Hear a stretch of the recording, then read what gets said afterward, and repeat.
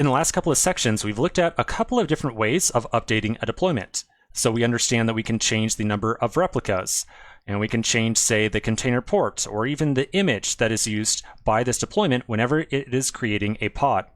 But one thing that we haven't quite looked at is how we can update a deployment when a new version of an image becomes available.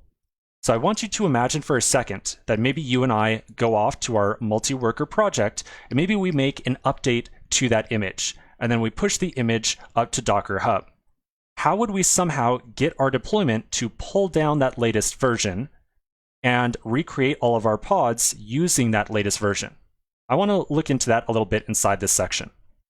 Now, let's take a look at a diagram that's going to explain the series of changes we're going to make to our project to kind of simulate updating an image and kind of simulate how we would update a deployment to accommodate for that updated image. Okay, so first off, we're going to update our deployment, and we're going to change it to use the multi-client image again. The only reason that we're going to change it to use multi-client is that it gives us something to look at inside the browser. And so it makes it really easy to verify that our pods are running the correct version of an image. After that, we're then going to go back over to the source code for our multi-client project.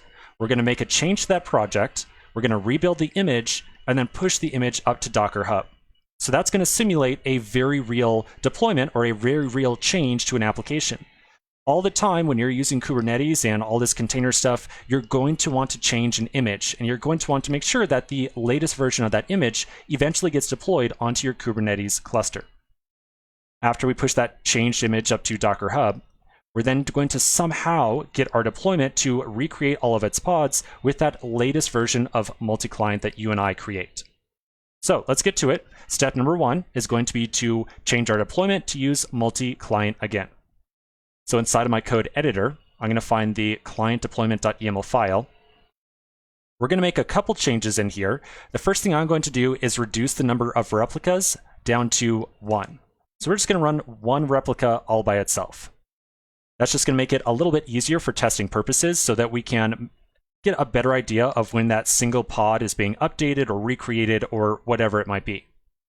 Next up, we're going to change our image right here. So instead of multi-worker, we're going to get multi-client. And then one other thing that I want to do on the image right here, besides putting on multi-client, is I want to make sure that we also update the port that is exposed or forwarded on that image. So a container port, rather than 999, we're going to change that back to 3000 like so. Because you remember, that is the port that is exposed, or that Nginx inside the multi-client image is going to listen on. Okay, so that looks good. Let's now take these changes. I'm going to save this file, and then I'm going to apply this new configuration to our Kubernetes cluster. So back at my terminal, I'll do a kubectl apply client deployment.yaml. So I'm going to make that change, and then we will want to very quickly test this out inside the browser and make sure that we can access that newly created container that's inside of that new pod. So remember, anytime that we want to access our app inside the browser, we need to get our Minikube IP with the Minikube IP command.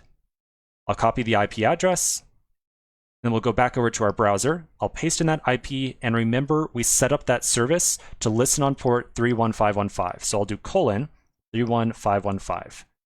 And then I see our application appear. Okay, so that's easy enough. Let's take a pause right now. When we come back to the next section, we're going to make an update to the multi-client image, and then we're going to push it up to Docker Hub. So quick pause, and I'll see you in just a minute.